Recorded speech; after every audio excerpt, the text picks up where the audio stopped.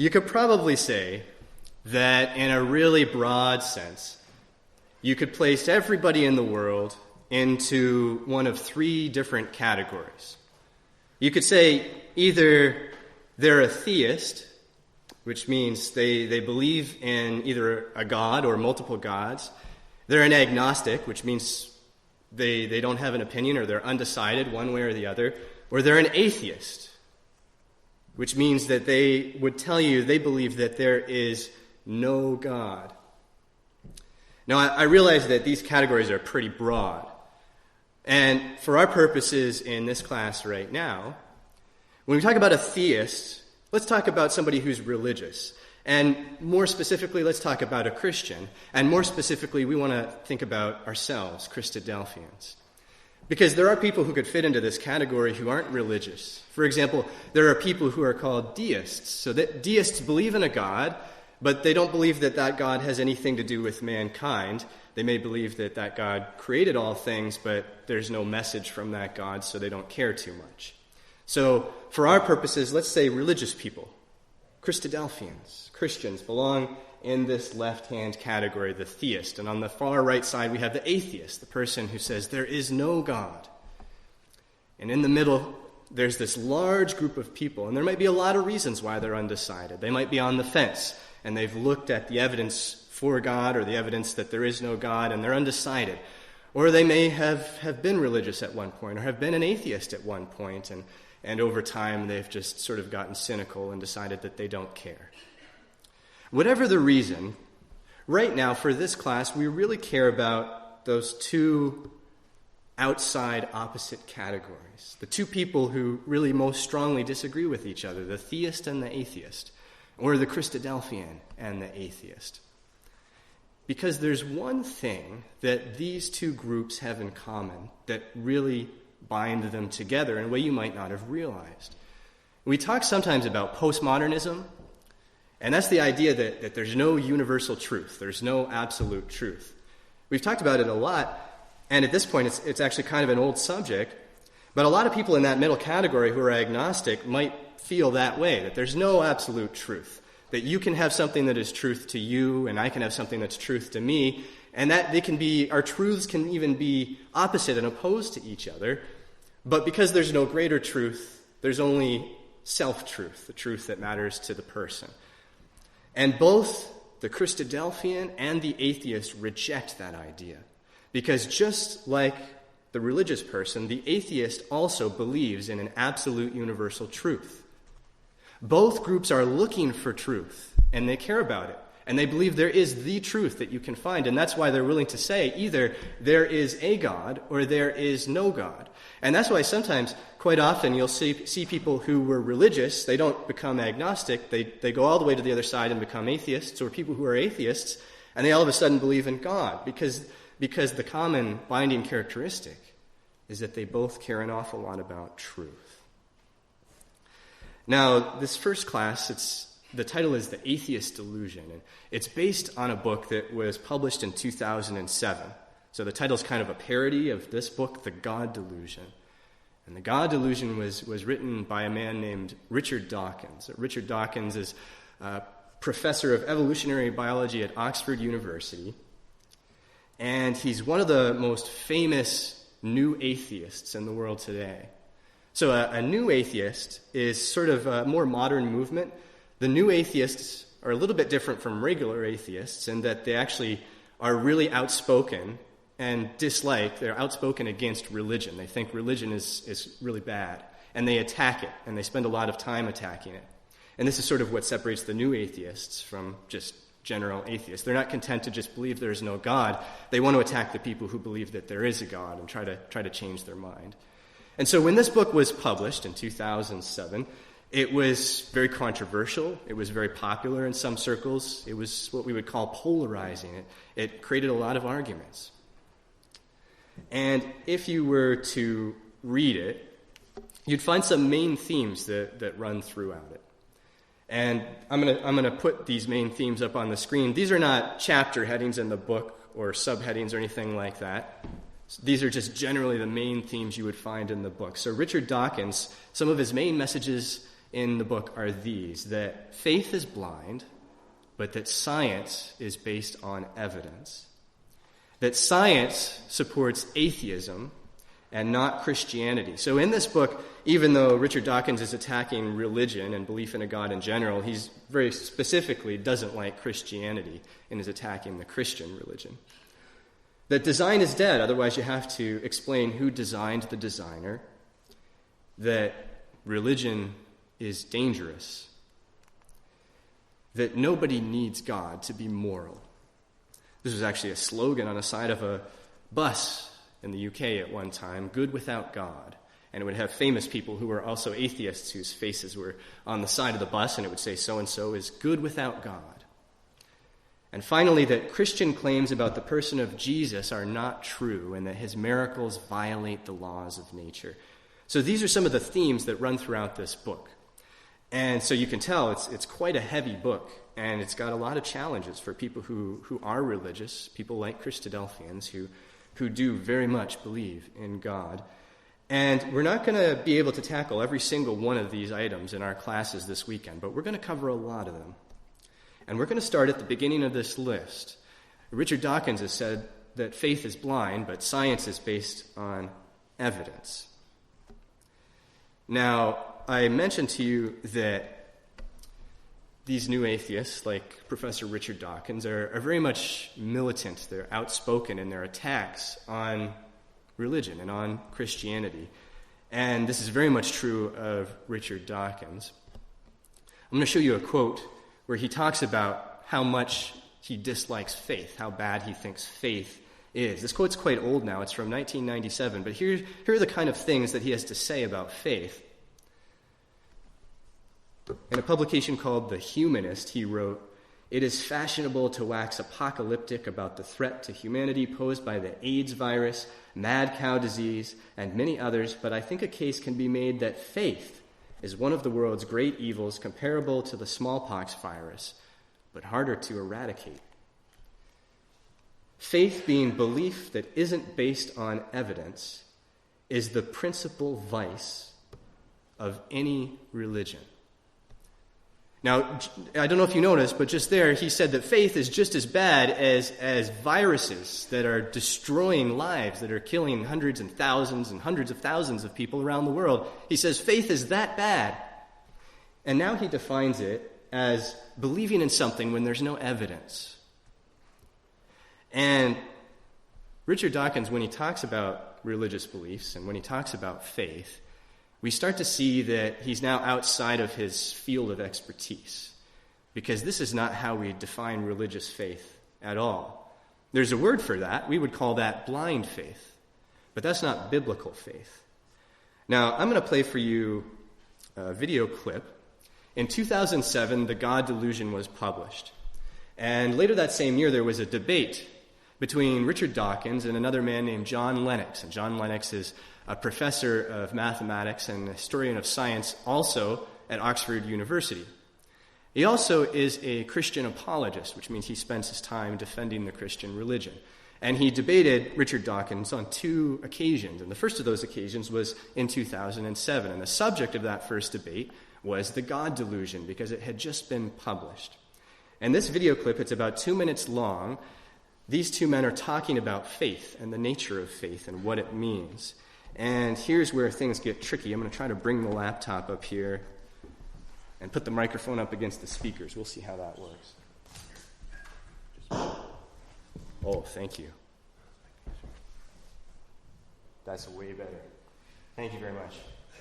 All right, I apologize for the video quality here, but hopefully the sound is good. We'll find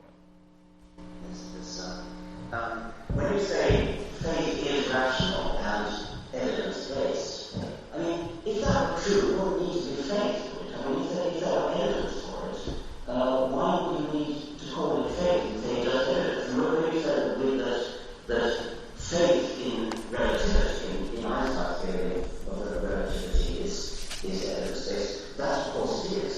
But the evidence is all important. I mean, Einstein's predictions fit in with observed fact and the whole body of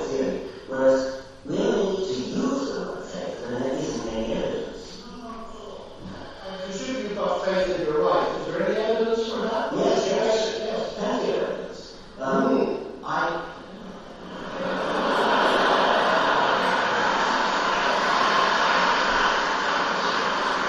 Let's generalize. No, I'm not my wife. Let's generalize. It's the same with Bible, Richard. It's the same with Bible. Let's say that in general, how do we know that somebody loves us? Okay? You could use the word faith for that, if you like, but it's not the right use of the word. Because you know why your wife loves you, because all sorts of little signs, little touches in the voice, little looks in the eye. That's the evidence. That's perfectly good evidence. That's not faith. Yes, it is. Well, okay, we're coming down to pure semantics. I think you can influence too much that it can't be said. Explicitly, I would say. Let's go on. Which of these statements do you know on? I don't understand.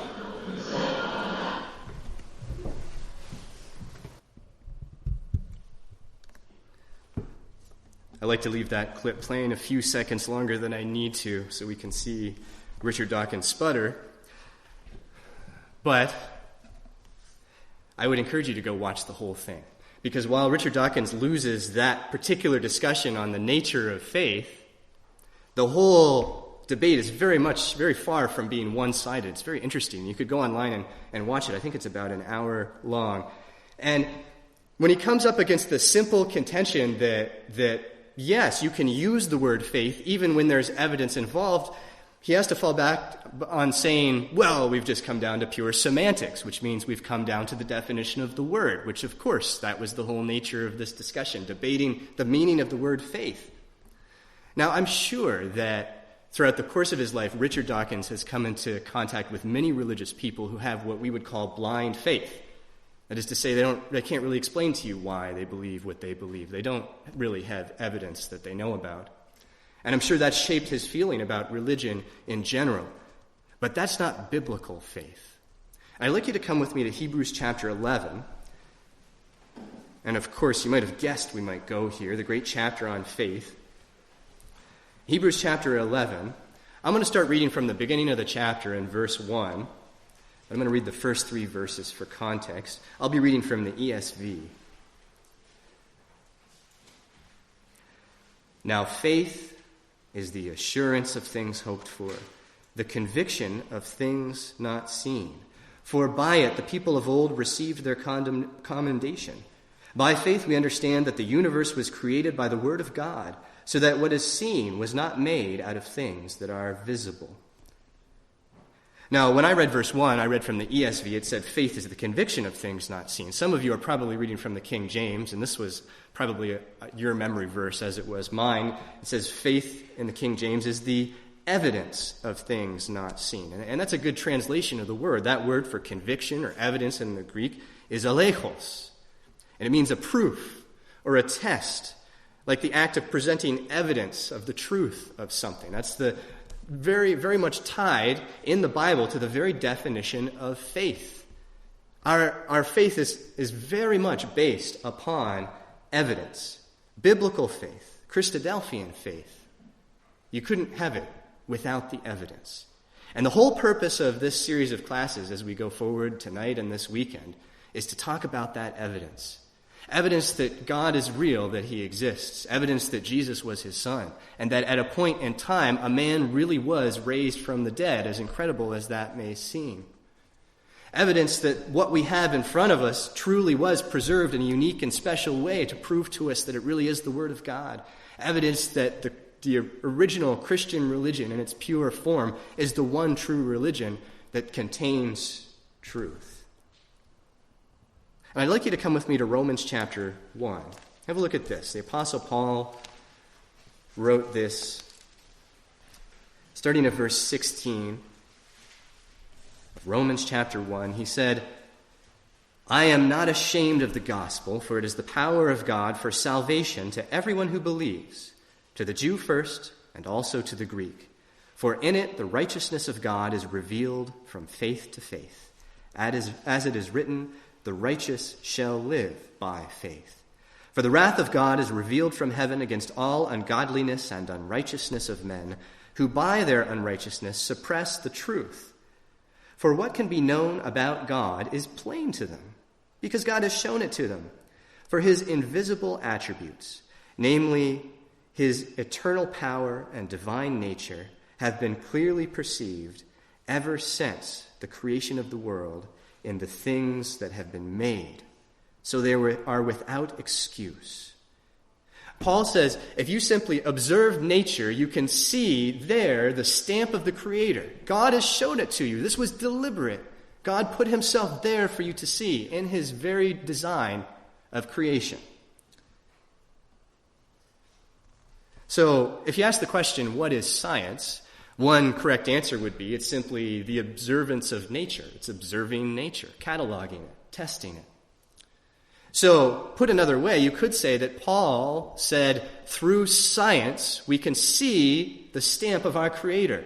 We should be able to look at science and see God. Now, the title of this class, besides being based on the book The God Delusion, it really has two meanings, the Athiest delusion. And one of them is more obvious than the other. The first one, of course, is the one you might have thought, that atheists are deluded in their thinking.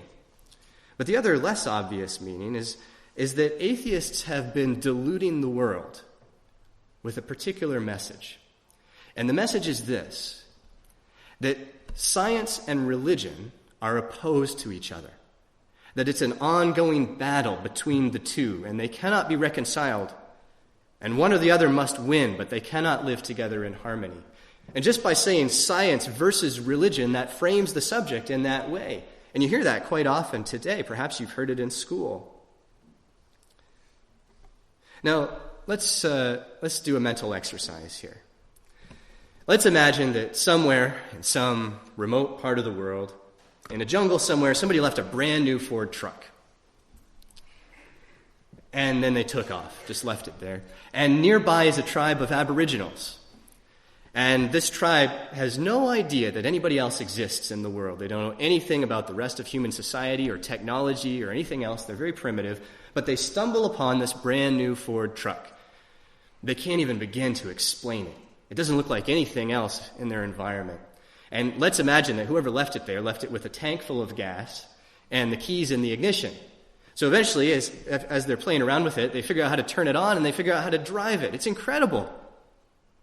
But they can't explain it. They can't even begin to explain it. What do they do? What do they say? Well, the same thing that ancient humans did for hundreds of years. They say, it's magic. And they say, it's a god. And they worship the truck. And on the front of it are the letters F-O-R-D in a language they don't know, they can't understand.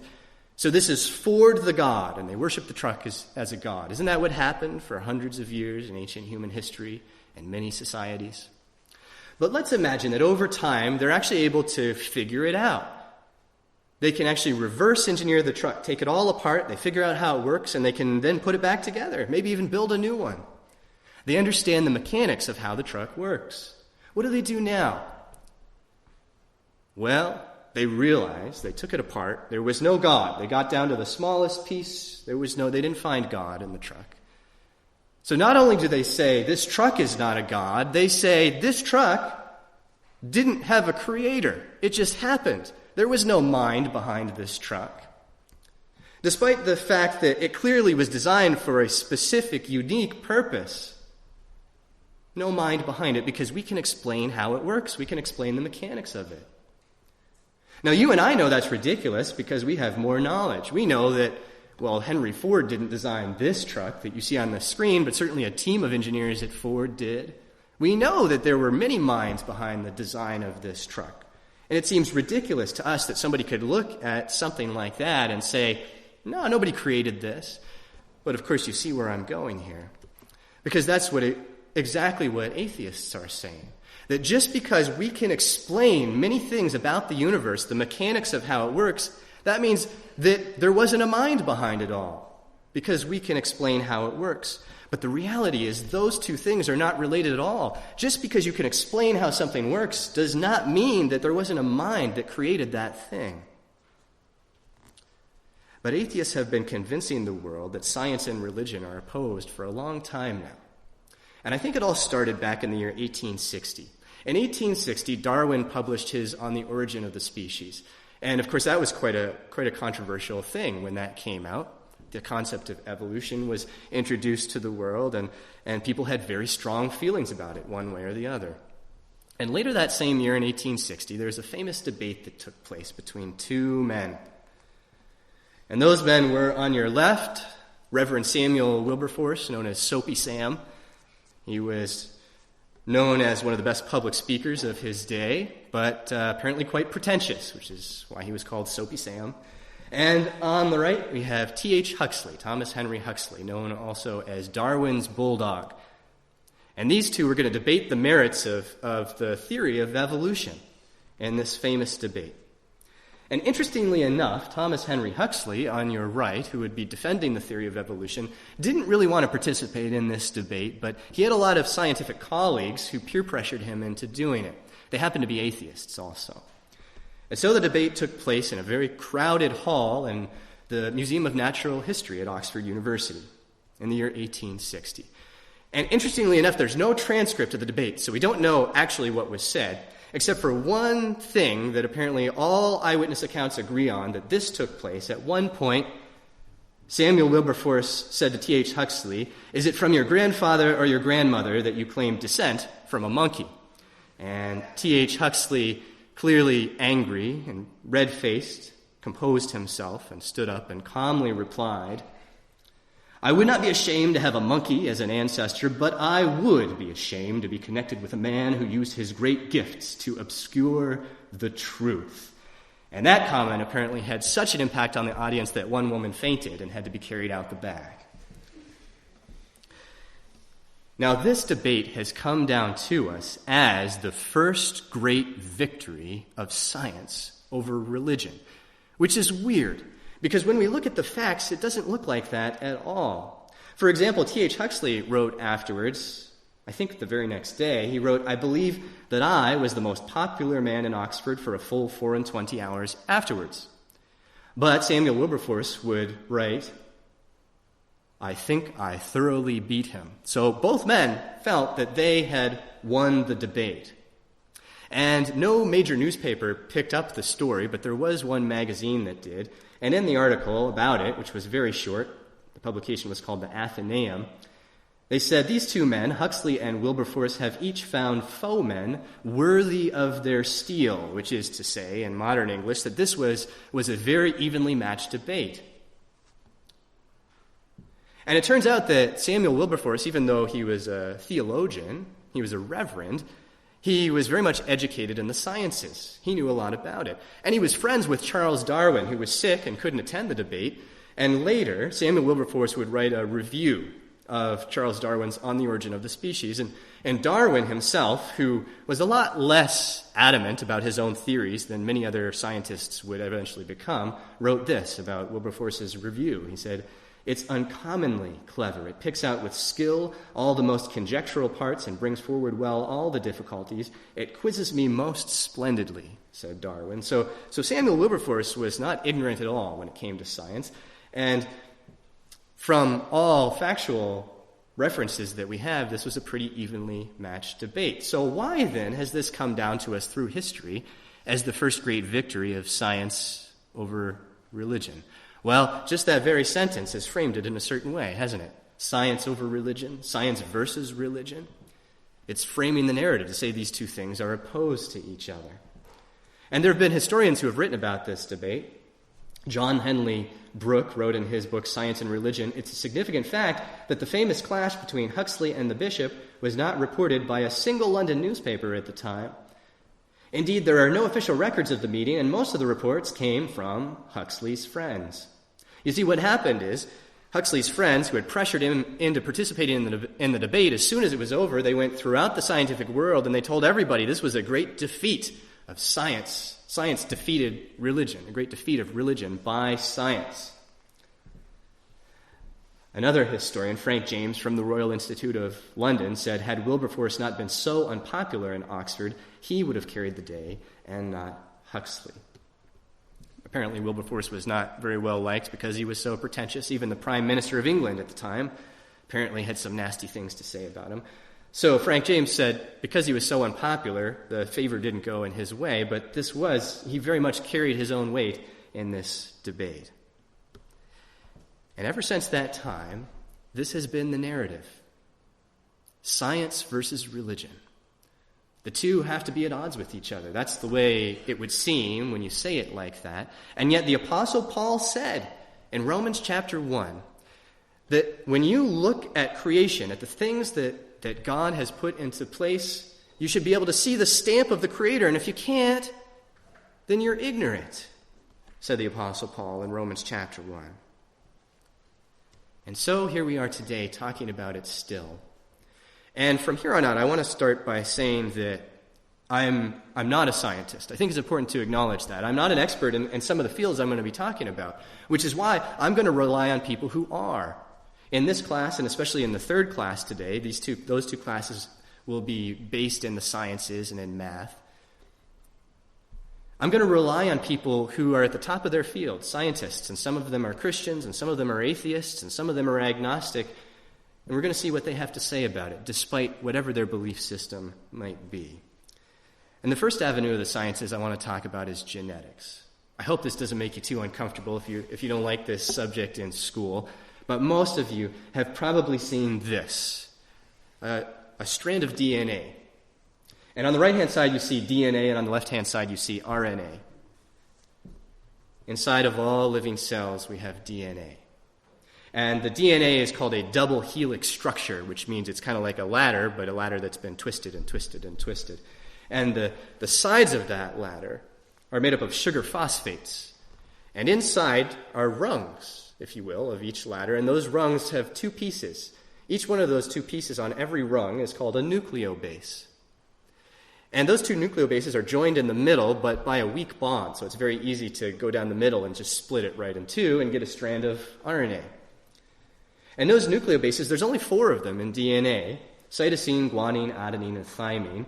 And scientists have categorized them so they're simple by letter, C, G, A, and T, as you can see. And the order of those nucleobases in a strand of DNA is extremely important because this is actually, we've discovered, it's actually a language built inside of all things.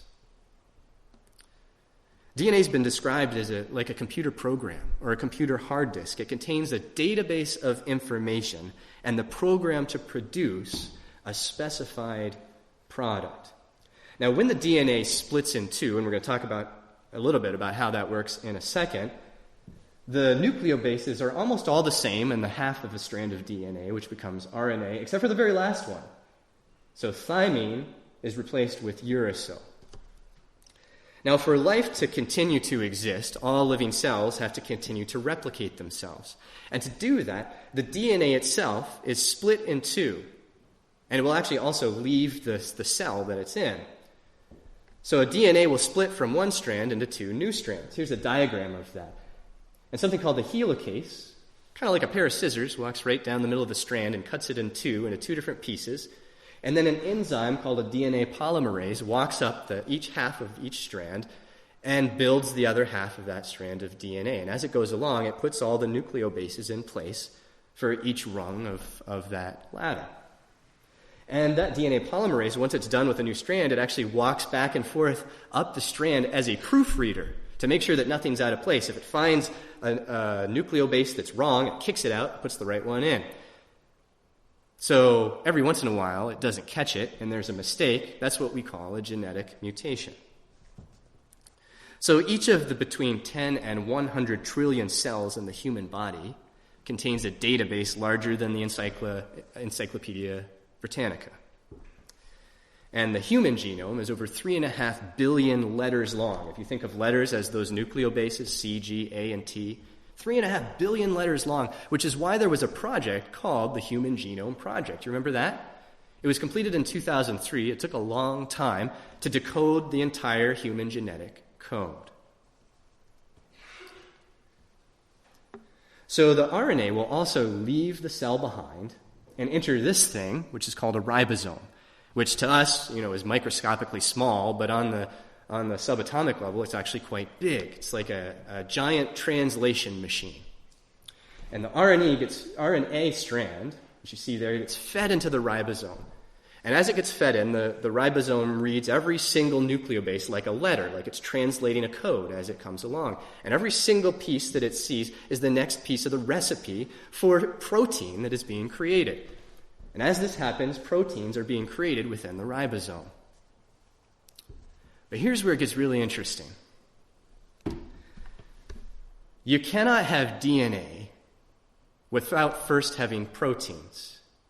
But you can't create proteins without having DNA as the recipe.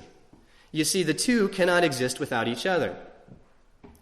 So the theory of evolution is based on the idea that life arose from many, many steps of very simple processes, from very simple to more and more complex. But every single step in that process was very simple. Well, this presents a problem to that, because at a certain point, you get what you might have heard before, the term irreducible complexity. It's the old question, which came first, the chicken or the egg? Because you can't have DNA without proteins, but you can't create proteins without DNA, which would suggest at some point there was a chemist involved, a mind, to put these two things together for the first time. And if you think that maybe I don't know what I'm talking about because I'm not a scientist, let's rely on some scientists. The man who was the leader of the Human Genome Project was a man named Francis Collins. And in 2003, it was publicly announced that the project was completed. And at the public announcement of the completion of the Human Genome Project, this is what Francis Collins had to say to the press. "It is humbling for me and awe-inspiring to realize that we have caught the first glimpse of our own instruction book, previously known only to God." You see, Francis Collins is and was a Christian. Not in spite of his professional work, but because of what he saw. He's on the breaking edge of the work in genetics, and everything he saw proved to him that there must have been a mind behind it all. Now, before the advent of some of the more popular new atheists like Richard Dawkins, one of the most well-respected atheists in the world was a man named Anthony Flew. And in 2003, Anthony Flew was pretty old, and he'd spent his entire career being an advocate for atheism. But in 2004, he switched teams. He changed his mind, and he said, "I'm not an atheist anymore." And here's what he said in an interview with ABC News in 2003. He said, "My whole life has been guided by the principle of Plato's Socrates. Follow the evidence wherever it leads." Now, I like this quote. I think it's a very intellectually honest one. If you're really looking for truth, then you're going to be all consumed by the evidence, and you're going to follow it in whatever direction it leads. So he says, "I've always said, wherever the evidence takes me, that's where I'll go." And you see the title of this interview, "Famous Atheist Now Believes in God."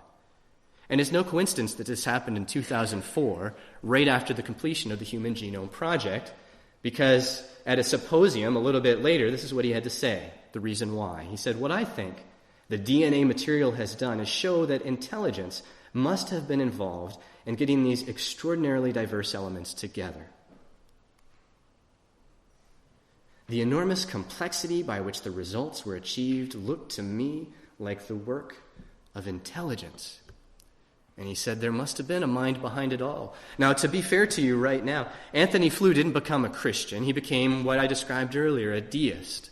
Somebody who believes that there must be a God, but that God doesn't speak to us now. So he wasn't religious in that sense. But you can imagine how this affected the new atheist community at the time. They were not very happy with Anthony Flew making this announcement. And Richard Dawkins and Christopher Hitchens and others, well, they said this once great mind has gone senile and soft, and it's a real tragedy. But if you were to go back and watch YouTube videos of clips, interviews with Anthony Flew at this time, you find that this guy at this time in his life, when he changed and said, "I'm no longer an atheist," he was anything but senile. You'll find him eloquent and intelligent. He died in 2010. But he died believing in God because of where the evidence led in the genetic field. Now I want to switch to another avenue of science, This is physics at the big sense, and the big sense. We're looking at the whole universe now. And I don't even pretend to be able to explain this equation to you, but this is one of Einstein's field equations. And right in the middle of it is this symbol, this one here. It's the Greek symbol lambda. And in this field equation, it represents the value of the energy density of the vacuum of space. And when Einstein came up with this equation, he believed that the universe was static. That means it's not moving, it's just sitting here in one place. Which means that that number, which is referred to as the cosmological constant, was 0. Einstein would later call this his single greatest blunder. Because later we discovered that the universe actually is not sitting still. It's not static, it's expanding. And in the 1990s, we discovered that not only is the universe expanding, it's accelerating in its expansion. So it's not expanding at a constant pace, it's expanding at an ever more rapid rate. Which means that this cosmological constant, representing the energy density in the vacuum of space, had to be something other than 0. And scientists don't know exactly what that number is. They've got a theory that it's something like this.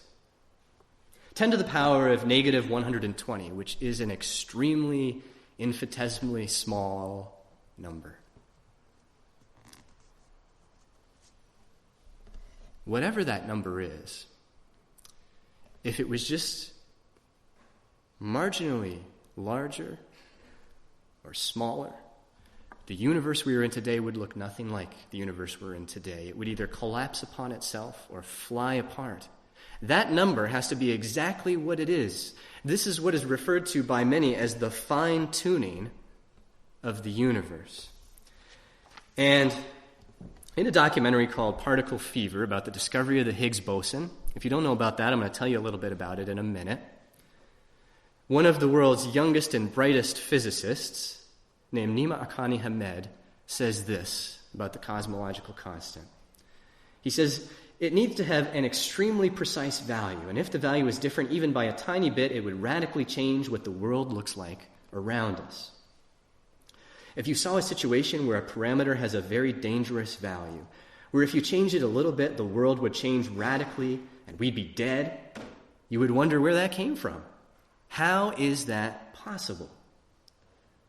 So just on the face of it, you would look at the situation and say, wow, someone really cared to put this parameter at just the right value so that we get to be here and that it's a pleasant universe. This is the sort of thing that really keeps you up at night. Now, I've looked into Nima Akani Hamed. I really wanted to know what his beliefs were. Is he an atheist? Is he religious? Is he agnostic? I couldn't find out. I don't know. But nevertheless, here's a scientist, a physicist at the top of his field saying this kind of stuff, man, I think about it all night long sometimes. It just seems like there must have been a mathematician behind it all. Now, if you've looked at the titles of these classes, you'll know that the third class is called The Language of Mathematics, so stay tuned for that one. I want to talk to you about something that's kind of a dangerous mindset sometimes for people who believe in God. It's a phrase. It's called God of the Gaps. God of the Gaps is the mindset that goes like this. You believe that whatever God has done, we're incapable of being able to explain it or comprehend it in any way. So, if we can't explain it, maybe that means God didn't do it. Now, we don't think that. We don't think that far through. But often, perhaps we fall into this trap of thinking that we'll never be able to understand this stuff because God is so much greater than we are. We'll never be able to explain it. But the problem with thinking that way is that the God that you believe in exists within the gaps of human understanding. Things that we didn't know 100 years ago that we thought of as miraculous, we can now explain the mechanics of how those things work. So if this is the way you think, then the God you believe in is shrinking as scientific understanding grows. And so the important thing to understand is that God is the God of the whole show. And we might be able to explain some of what he's done. That doesn't mean he didn't design it. Just because those Aboriginals tore apart that Ford truck and there was no God inside doesn't mean that there is no God. Just because you can explain the mechanics of how the universe works doesn't mean there was a mind behind it all, especially when you look at every avenue of science and you see purpose there. That's the stamp of the Creator that Paul talked about. But every once in a while, we think, as a species, maybe as a scientific community thinks they're about to close the door, close the gap on some grand subject.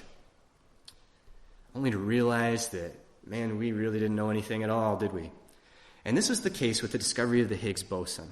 We talked about the mass energy density in the vacuum of space, and the reality is in space, things move the way they shouldn't based on what we could see before the discovery of the Higgs boson.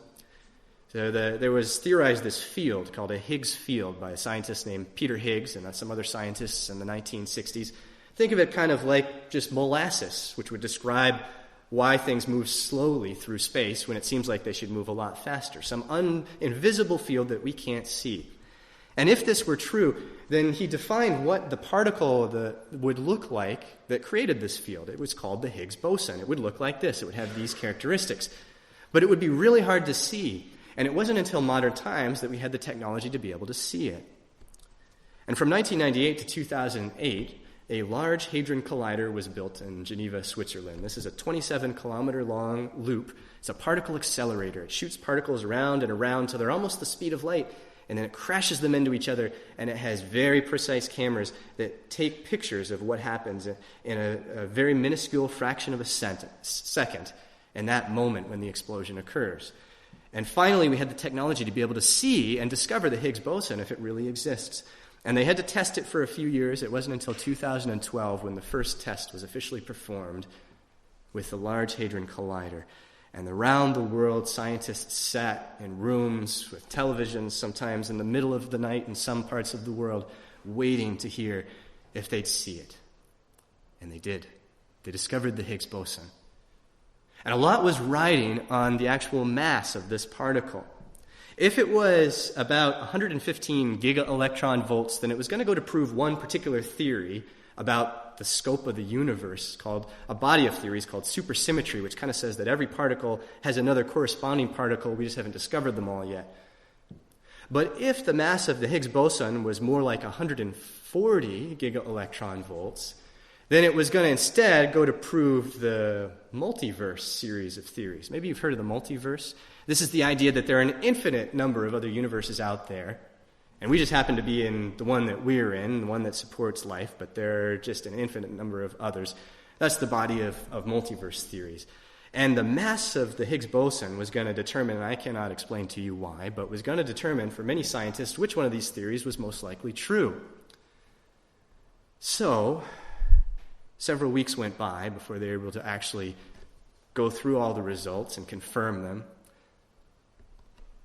And it turned out to be right in the middle, 125 giga-electron volts, which meant that nobody knew anything anymore. All the theories had to be rewritten. Neither one of them was really accurate.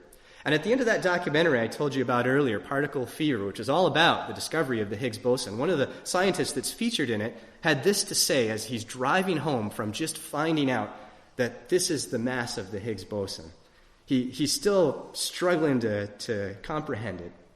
He says, if this is true, the Higgs is about 125 GeV, and that means that almost all of my models are ruled out, which is pretty cool. Supersymmetry could still be true, but it would have to be a very strange version of the theory. If it's the multiverse, well, other universes would be amazing, of course, but it would also mean that no other new particles would be discovered. So anyway, we have something to do. Scientists can be weird sometimes. He was really excited about the fact that all of his theories were wrong and he had to start all over again. He said, well, we've got work to do. Because there are a lot of times when we realize how small and insignificant we are in our complexity when compared to our Creator, and how much we don't have figured out. And sometimes it seems like a gap is almost closed and then it gets blown wide open again. Now, we've talked a lot about science and several different scientific fields and the history of science. And you might be wondering, are we going to deal with evidence for the Bible at all for the proof that the Bible is the inspired word of God, that Jesus is the Son of God, that he really was resurrected from the dead? And the answer is yes. We're going to start with that tomorrow morning. And to segue into that, I want to show you another video clip. And this is a clip of the second debate that happened between the same two men you saw before, Richard Dawkins and John Lennox. This one happened in 2008 in the Oxford Museum of Natural History, the historic site where Samuel Wilberforce and T.H. Huxley had that debate in 1860, all those years ago.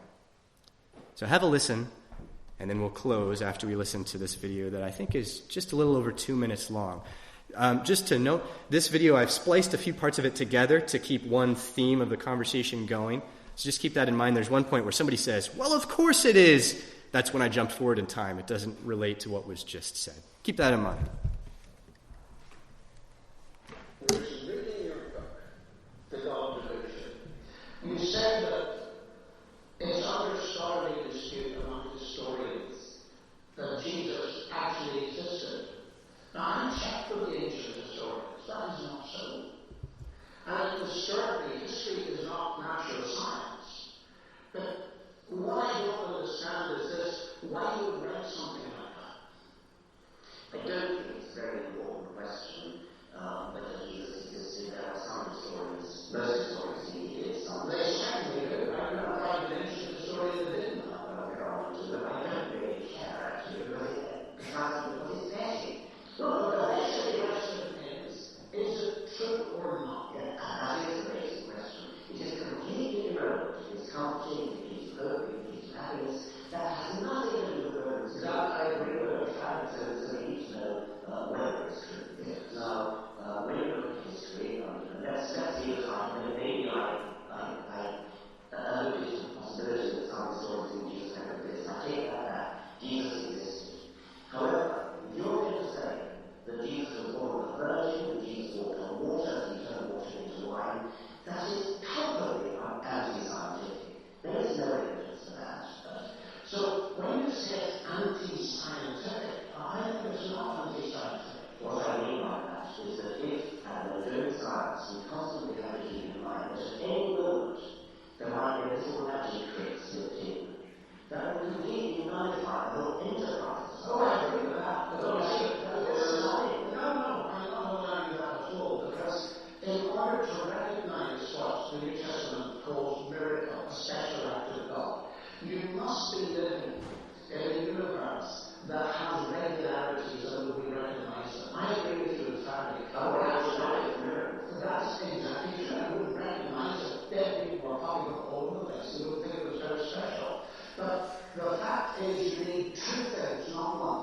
You've got the regularities which we call the laws of nature, but they're not causes. They're, in a sense, descriptions that we can use.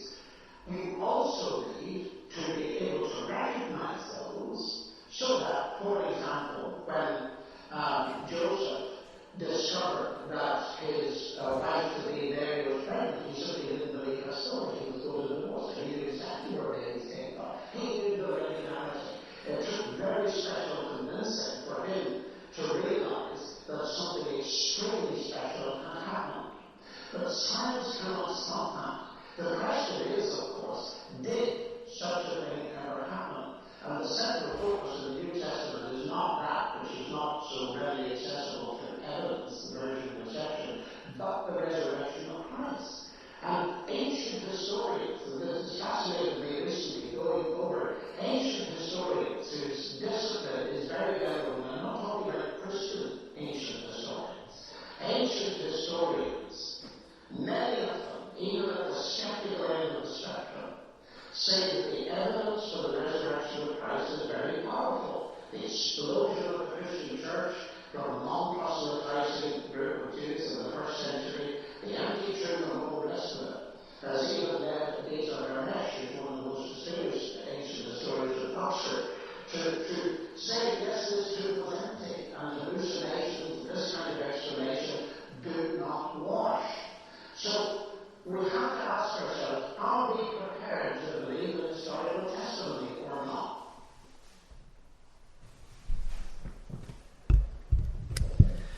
So we've just spent a lot of time talking about science, and how we can see God in the natural world, and how science is not opposed to religion, that the two very much work in harmony. The Apostle Paul said that you should be able to, through science, see God. And we've seen how that is true in several areas of the sciences. But once we believe that there is a God, then we've still got a lot of questions in front of us. Like, did he speak to us? Is this book that we have in front of us reliable? Is it the Word of God? Was Jesus truly the Son of God, or just a regular historical figure? And that last one is where we're going to start our thoughts tomorrow morning.